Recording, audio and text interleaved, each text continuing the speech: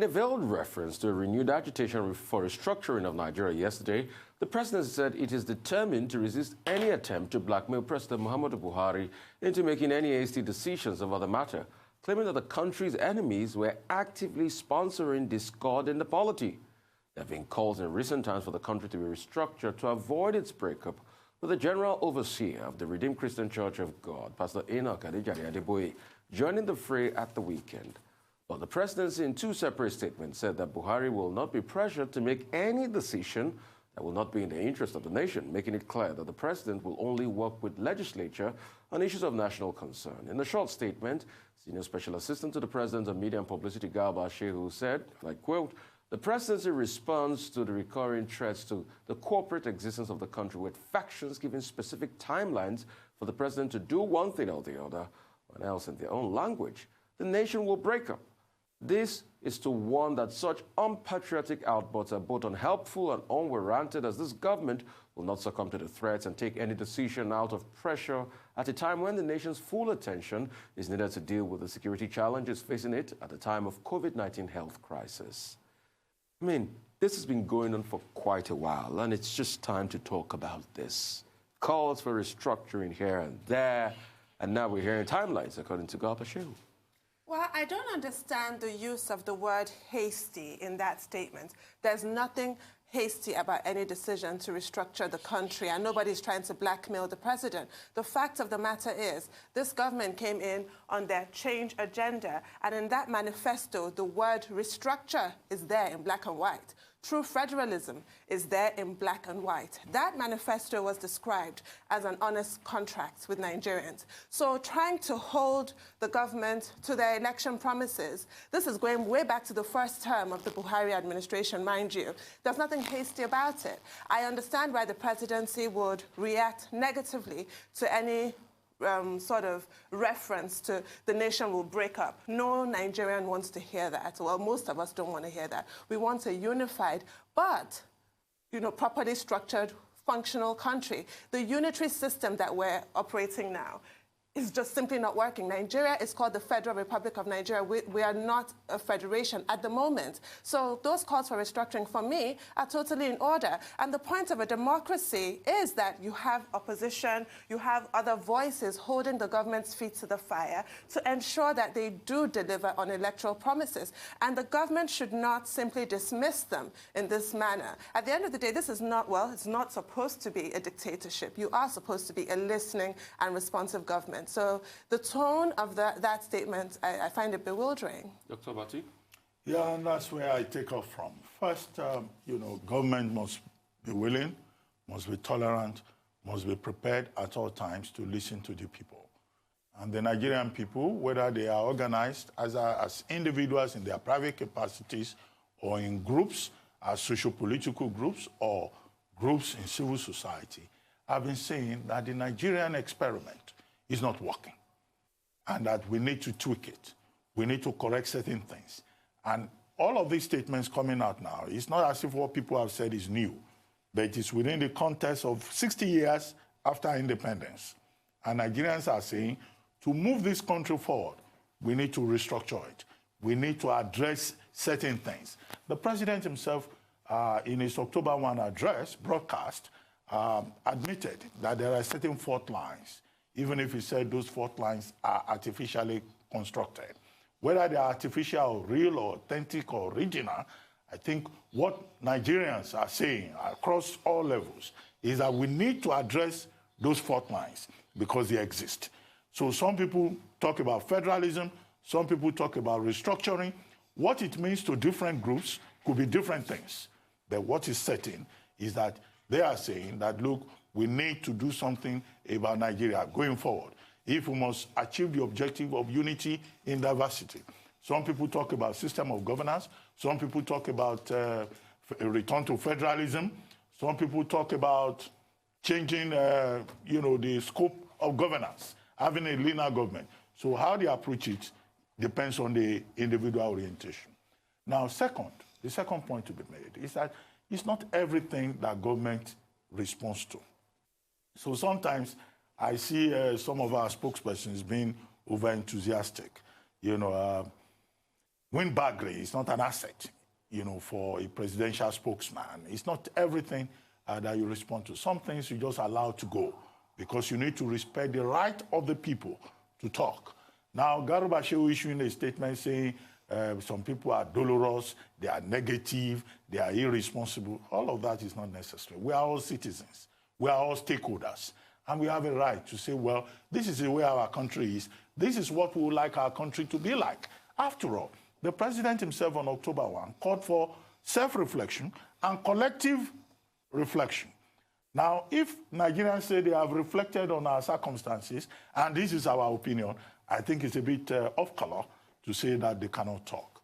Now, however, the only good side of it is that the chairman of the Nigerian Governors Forum, Kayode Fayemi, when the same issue was put to him, he said, look, restructuring is still on the agenda of the ruling party, the All Progressives Congress. After all, there was a Nasir El-Rufai committee that submitted a report, and that, you cannot rule it out because Nigerians are talking about it and government is still focused on it. So I think that, that's a commendable response. However, the response of the Arewa Consultative Forum is irresponsible because the Arewa Consultative Forum is on record as having said that those who are calling for the restructuring of Nigeria are insulting the North.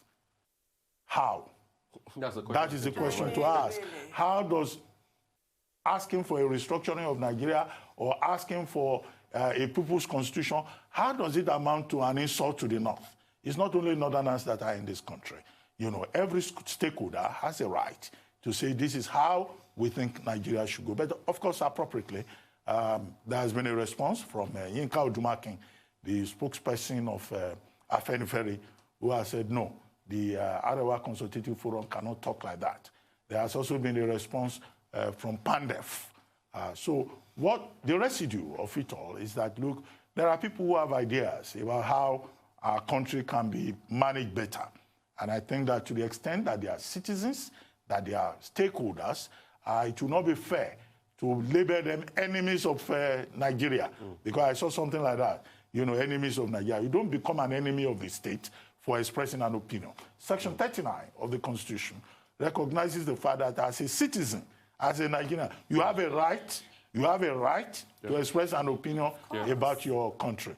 So I think that, these are the issues involved in this matter. And we will continue to talk about the country, and I do not think that anybody will be intimidated by the reaction of the presidency that people should shut up, Nigeria will not be restructured. No. You don't become an enemy because you want a better country. Yes. We want a strong country, I should say. If we can take another story, I would like to quickly put that in. But what happened over the weekend? Quick comments, the video from SARS, real quickly. Your take on it? Yeah, we're going to have a guest to discuss it, but it's so important that there's not enough time we can devote to this topic. It's repetitive, and it's really unfortunate. I appreciate the statement that was released by the Inspector General of Police, but we've had these statements released before, haven't we? And nothing has happened. So it's frustrating, actually. All right. Speaking of that, I just remembered, I think it was 14th of August 2018, when acting president then, Yemi Osinbajo, released a statement through spokesperson Laolu Akode, saying that a new unit should emerge out of SARS, that they should overhaul what we have now. A new unit, more intelligence-focused, that focus on armed robbery and the likes. I'm asking Dr. Abati, isn't that the word of an acting president holds water? Because I've not seen that new unit emerge out of SARS. What should be noted is that the Vice President, Professor Yemi Osinbajo, has again thrown his weight behind the decision that was taken by the Inspector General of Police. And he has also supported the reaction from civil society. We cannot afford to have a police force that is advertised as a friend of the people, but that conducts itself more as an enemy of the people. I'm sure there will be an opportunity to dig into this at greater length, but the truth of the matter, as Tundun pointed out, is that in the past we have had cancellation of checkpoints, patrols, and it didn't happen. We hope that this present Inspector General of Police will enforce his own directive. All right, thank you so much. That's all on Headline News. We'll take a short break now. When we return, we'll have the trio of Reuters, Michael and Aaron, to give us updates on Africa, global business, and COVID-19. Stay with us after that.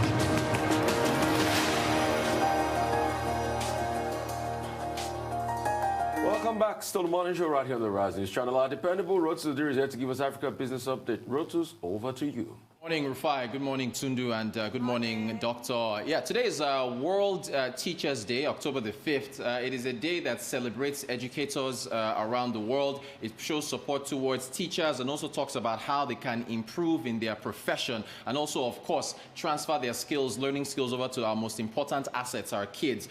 This is being celebrated by UNESCO, the United Nations Education, Scientific, Cultural Organization, along with UNICEF and ILO, which is the International Labour Organization. Here's a quote from UNESCO. They said the issue of teacher leadership in relation to crisis response is not just timely, but critical in terms of the contributions teachers have made to provide remote learning, support vulnerable populations, reopen schools, and ensure that learning gaps have been mitigated. The theme, actually, speaking of learning gaps, is teachers leading in crisis, reimagining the future. And to reimagine the future, we are seeing a marriage between technology and education. Let's take a look at this viral video in China. Let's take a look at this.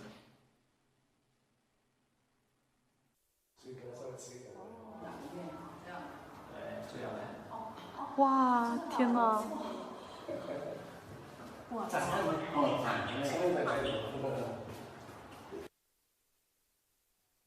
That takes me back to my trigonometry classes, right? Where I was learning about shapes and spheres, volume of a cylinder, the Pythagoras theorem, isosceles triangles, and so on and so forth. If you think back to where we were learning trigonometry, we had all these shapes in our textbooks, right? And it was one thing to try to learn them while they were in still form in our textbooks. This is in China, by the way. This is a TikTok video that I saw on social media that a lot of people were talking about. It's in China. It's a school there.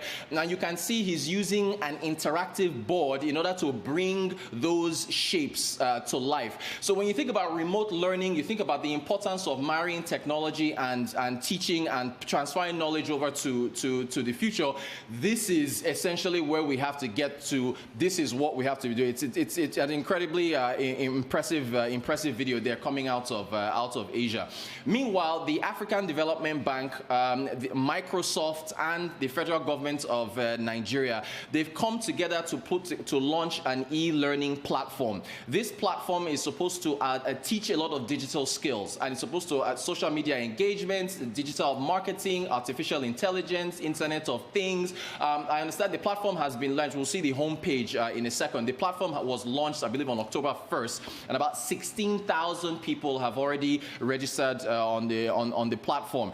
This is in line with the African Development Bank's Coding for Employment initiative. So again, yeah, there's the homepage right there, the whole digital Nigeria platform and what it's supposed to do as far as empowering the youth. So the AFDB, again, with their Coding for Employment initiative, they want to leverage on that in order to transfer the important skills of tomorrow. So very important initiative there. Partnered with Microsoft, partnered with the federal government of Nigeria. Facebook is opening an office here second half of 2021. So again, you can see that, you know, tech and education, it's a joint force that's going to be going forward in order to push education for the youth.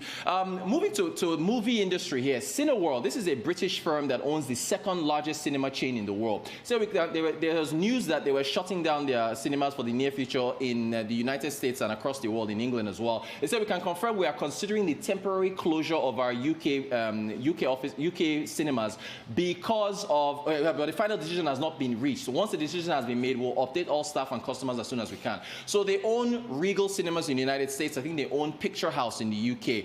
The reason why is because of the delay in No Time to Die, which was the new Bond film that was supposed to have come out. It's now been postponed for a second or third time until April of 2021. I asked a number of cinema executives here in Nigeria. Remember, they only just opened up recently. They're at reduced capacity, 33% to 50%. Cinemas in Nigeria are depending on these big movies like the new James Bond, the Wonder Woman, and so on, to be able to allow them recoup their revenue that they've lost from being closed down for the last 6 to 7 months. With this movie now being postponed, I asked them, what are you guys going to do here in Nigeria? They said, hey, look, we're going to have to leverage on Nollywood films that are coming out. And I asked them, do you think your Nollywood movies here can make up for the kind of box office that No Time to Die will bring in? They said, well, no, but what are we going to do? So this is actually, it's a good thing that at least for Nigerian cinemas, they can hopefully leverage on Nollywood movies coming out here, but they still need these big tentpole films that are released to be able to put more people in seats, to buy tickets, buy popcorn, and support them. Because again, cinema industry has suffered quite a bit. Finally, there's a chart here showing that the increased chances of Joe Biden winning the U.S. election correlates with emerging market stocks coming out of Asia. The logic is a Biden presidency would be less antagonistic to China, which will allow more Chinese tech companies perform better. I shared this with Michael Wilson. I'm interested to see what his thoughts are. But I just picked this up and I thought it was very interesting. These next VP debates coming up on Wednesday. That's our update. Okay, I mean, Rotus, they're already leveraging. The cinema guys are already leveraging Nigerian films. I saw the posters over the weekend for one of the Alakada series. Yes. It's coming out of the cinemas. They're doing quite well. But it just shows, you know, the mammoth money spinner, which a 007 movie is. And I'm really, really excited they've pushed it to 2021. Because even if it comes out, you don't have enough spending power to match a 007 movie that'll do quite well. So they've pushed it. So it's 1 year behind release now. It was supposed to be released in April of 2020, but now it's pushed to April of 2021. Microsoft have been doing a lot with Africa Development Bank, and they've been doing a lot in Nigeria. In fact, they set up an engineering hub in Nigeria recently, which they came to launch a couple of months back, and that is in full swing. And like you said, Facebook too is coming out. The new approach is we don't just want it to be on-premise business in Nigeria and sell our software. We want to make tailor-made things for Africa. So Microsoft is coming here. They've got a great strength of engineering strength of over 500 engineers that they're employing by the day in Nigeria, and they are bolstering the capacity they have. So those tech companies, they are looking at Africa as the next thing. Big thing. It's a good initiative. Rotus, I don't think you should go without our commenting on World Teachers' Day. Yes. Yes, it is celebrated every October 5, but this year is a very special celebration because teachers in particular have faced very special challenges this year with COVID-19. Schools have been shut down all over the world. Teachers have not had the opportunity to interact directly with students. They've had to adapt to be able to achieve results. Now we're in the age of virtual learning. And so you don't have that regular classroom setting where teachers interface with students. So teachers have also been having to adopt new skills to be able to face this challenge. It was Kemal Atatürk who said that, look, a teacher is like a candle because a teacher lights the way for others to follow. And teachers are right at the center of the human capital development project of the world. Without teachers, there will be no knowledge. Without teachers, we won't have a Rotus Odiri, who is an economist. You won't have a Ruben Abati. So it's good that we celebrate teachers. But here in our own context, I think it's important to place an accent on something very important. We don't treat our teachers well. Many Nigerian teachers don't get salaries, as regularly as they should. They are not well treated. They don't have resources. As you speak, Nigerian teachers at the tertiary level, they are at home. They are on strike. They are fighting government. Now, these are things that we need to address. Even when you look at the proposal, the 2021 budget, the percentage allocated to education is still very small. Right. And yet, we keep saying that education is important. Because if we talk about human capital development, then we should invest in education. We should invest in teachers. We should celebrate teachers. That, I think, for me, is the big issue. But we congratulate all the teachers out there. Today is their special day, yes. And we hope that government will do a lot more for them in Nigeria and across Africa. And I can tell you for free, that's coming from a lifelong teacher. Yes, indeed. Dr. Abati. He's a teacher, by the way. Moving on to more business update. Michael Wilson joins us now from London. Michael, over to you. Morning. I just watched it, actually. We all remember, don't we, however old we are, the name of that first teacher that actually seized onto whatever little spark we were showing when we were little. I'm sure that you all get that. It's absolutely right. You know, there's nothing like a good teacher, is there? Anyway, let's move on. Stocks in Asia, well, they rallied after the worries on Friday about President Trump, which we'll come on to. Shanghai is shut today because of their week-long holiday. Japanese stocks, though, they were broadly higher. Auto, railway, financial stocks. A warning to consider, though, which actually is quite interesting. China's technology giants, like their US counterparts, have seen business thrive during the pandemic, but the tech industry is at a crossroads. China's gradual recovery, remember we were talking last week about this, it's very uneven, and there's going to be a big concentration on domestic consumption. That's where they need to go. Now, you factor COVID-19 into that, and you've got to worry about the Chinese economy, but they'll no doubt be discussing that as they relax on holiday. So Friday then, dominated by the news that President Trump and the First Lady had tested positive for COVID-19, a big pressure on the indexes on Friday. There was a marginal gain as far as London were concerned, but as trading went on, the fears kind of dissipated slightly. As you know, the president went into a medical centre. He's being treated with remdesivir, and is making apparently good progress. Again, a developing story, we'll see. But on that, the Dow futures for today are up 200 points. Actually, as important is the failure to agree the stimulus package. We talked about it on Friday. The Democrats going for 2.2 trillion now. Republicans only interested in 1.6 trillion, and so on. Again, we'll see how that one develops today. Over the weekend, from his sickbed, the president said, get to an agreement. Well, maybe they will, maybe they won't. Nancy Pelosi was saying that some kind of progress had been made. So therefore, the big one on Friday, slightly overshadowed by the Trump news, the non-farm payrolls report, 661,000 jobs added as opposed to thought to be an estimate of 850,000. So things are actually slowing off very slightly in the United States. But the big one, the unemployment rate, is encouraging, but there was a large decline in the number of new jobs created. So, and also a large decline in the number of people seeking new jobs. That's quite an important drill down figure there. As far as the EU and the UK is concerned, Brexit talks, well, this long running saga, apparently the heads of state, Johnson and Ursula von Leyen, who is the president of the European Union, will talk directly. They're still stuck on fish. They're still stuck on state aid. And also, perhaps more importantly, the city of London doesn't really know whether it will have any big role to play in Europe. There are lots of news over the weekend. Again, PR offices working overtime to stress that some of the large banks have actually been relocating staff away from London into places like Paris. Paris, very happy that it's gaining 5,000 jobs, apparently. Whether that be a long-term trend, I do not know. Commodities, gold lost a little ground. It's a safe haven play, but then again, so is the dollar, and so the dollar actually is not helping the price of gold, because that's how it's calculated. And oil suffered on Friday as the broad risk-off mood hit the energy sector. There were health concerns, obviously, and it's overall about growth. It's not really to do with output, input, OPEC or OPEC plus. It's just to do with the fact that people are a bit gloomy about growth. So the week ahead, PMIs is the big one here. Also UK GDP on Friday. Pretty obviously, the economy has shrunk. This week's number may not be as good as September, and we still have a very, very difficult autumn and winter to get over. So again, you look at those figures, you take your choice. You want to take notice of them, by all means do. I'd be sceptical until we get a much broader picture later on in the year, but we are in the news business, so we'll obviously reflect it for you on Friday. As far as the FOMC is concerned, this is the big one as well. Minutes, we get those on Friday.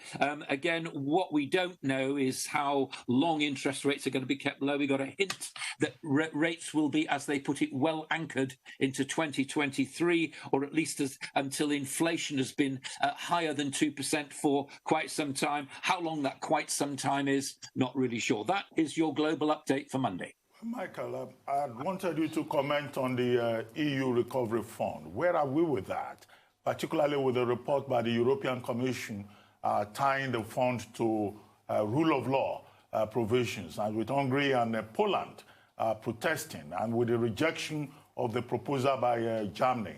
Have we reached a dead end with that, or we should expect some other developments? I think, well, as I said at the time, it's all right talking about these figures, but the implementation is the big one. And the weakness of the EU is that it doesn't take a genius to get this, does it? All these economies are at different states of their development. So there is no such thing as a one-size-fits-all policy that's going to please everybody. There will need to be a recovery fund. I suspect there's going to be some pretty hard bargaining. But Germany and France will lever their considerable strength over what actually happens in the end. The European Central Bank and the EC and Ursula von der Leyen will actually be having the final say on this, but I suspect the arguments about that will continue, as you quite rightly suggest. All right, I just really wanted to ask, what would be a good deal for the Republicans and the Democrats? Because while they are arguing over 2.2 billion and 1.6 billion, a lot of Americans are suffering. Their homes are being foreclosed. They don't have what it takes to have livelihoods because they don't have money in their pockets. What would be a great deal? When are they going to balance this out? Just 30 days to the elections. Yeah, well, it depends. It depends how threatened they feel by the state of the U.S. economy. I'd point you towards some rather important things about that. Number one, the dollar has not declined as in its international currency status, nor in being a safe haven when things get tough. So the dollar is still quite relatively strong and still exists. So that's number one. Number two, yes, we look at those jobs figures and we see a slight cooling off in the economy, which you would have thought would tempt Republicans and Democrats to get to some kind of agreement. What is it going to be? Is it going to be to the top end of $1.5 trillion, possibly? Who knows? But there's no push to get that agreed before the election. I'm very surprised at that, because I've said to you in the past, if I were a politician, I'd want to take that into my constituents and say to them, look, this is what I've been doing for you. But most importantly, I saw over the weekend another indication of the US economy, that the number of fresh starts in business has increased quite dramatically over the past month. Now, we know that entrepreneurs are destined to fail, the majority of them do, but it still underlines this feeling that there is this wish in a lot of entrepreneurial economies like yours, like in the United States, and I hope like in the UK, to get things going. You don't sit back and wait for politics to happen. You get going as far as business is concerned, and that's most important. And that actually brings us on to this theme, doesn't it, that you've been talking about, this education. People are educated to understand that a lot of their own choices may actually work despite what politicians say, then that's good for the future of the world, isn't it? All right, thank you so much for that. I really appreciate you. We're going to be moving to Aaron now, but I don't know who made the comment that England is a country of storekeepers. But for COVID-19 update, Aaron Akirjola is here with us. Aaron, great to have you. Yes, good morning to you, Rufai. Doctor, hope you had a lovely weekend. And yes, good morning. Tunde to you, good morning. You're looking radiant, and I must say, also with a little bit of pizzazz. Yeah, you know. We'll send someone into Abeokuta to meet with the others. I just forgot her name again, just like yesterday. All right.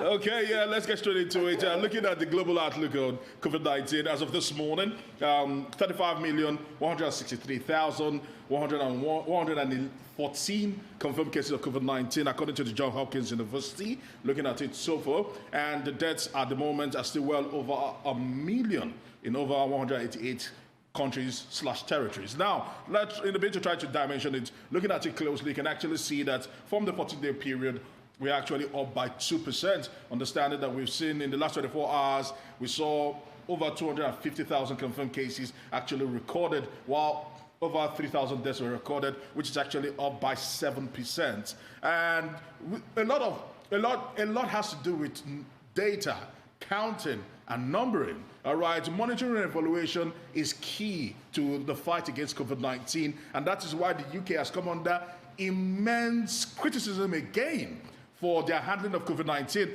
In the UK, we've actually seen the daily reports actually came out that there was a major technical glitch that saw well over 15,000 tests actually omitted from the system that was later actually added up, and that is why yesterday alone in the UK we saw over 22,961, which is actually up by 164%. And the government have been trying to explain that it was a technical glitch which actually affected even those who actually do the contact tracing, the track and trace, which has been shambolic to say but the least, has actually come under intense criticism. Boris Johnson was touting this as a silver bullet in the help and the fight against COVID-19. Unfortunately, time and time again, we've seen the UK government slip up in terms of their handling of COVID-19, and this particular gaffe is the latest in the long line and long list of gaffes being made by the government in the handling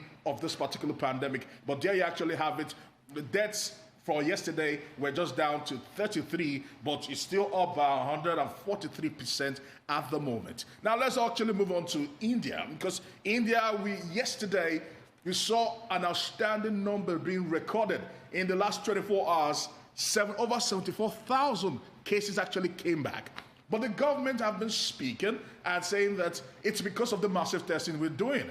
As a matter of fact, in India, till date, they've done well over 79 million tests across the plain in India, in a country of over 1.3 billion, a subcontinent, as some people would like to call it. We're seeing this happen. But the good news is that the case fatality ratio keeps dropping. Last month, it was about 2% of the actual cases. As of today, the case fatality ratio is about 1.56, and the recovery rate of this 6.6 million, over 5 million have recovered, which is about 86%, which is actually up from 85.2% from last week. So something is really happening, something good is really happening in India, or India actually handling this virus, maybe particularly better than some other countries. And given the size, given the population, and given the vastness of that particular plane, I must actually say they are really doing well. And they are also claiming, the government has actually come out, India government has actually come out, that they are planning to immunize 250 million people by July of 2021. So you look at that and you say to yourself, if this actually happens, if by all indications, because they've been building capacity, they've been building testing centers, and they've also been building facilities that will be able to multiply and duplicate these vaccines from all the partnerships and collaborations they've actually done. And I must say that India, if they do have I think they do have the resources, although right now they're going through economic strain, but they can do this. And if they do it, certainly it will be a game changer, and it will be something that other countries around the world can actually learn from.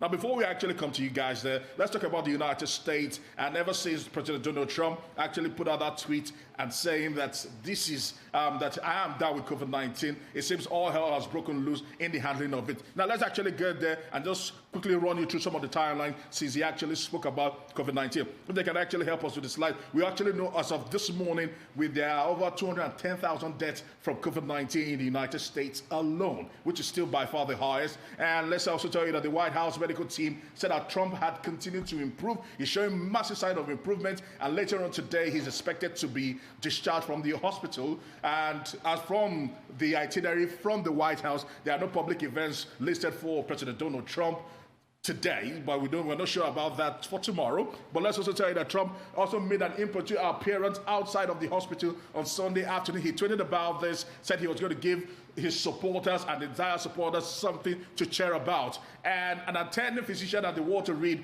Medical Facility condemned President Donald Trump for this particular drive, calling it nothing short of insanity. Understanding that he said that he had put at risk the driver of the car and the Secret Service who actually were with him on that particular drive.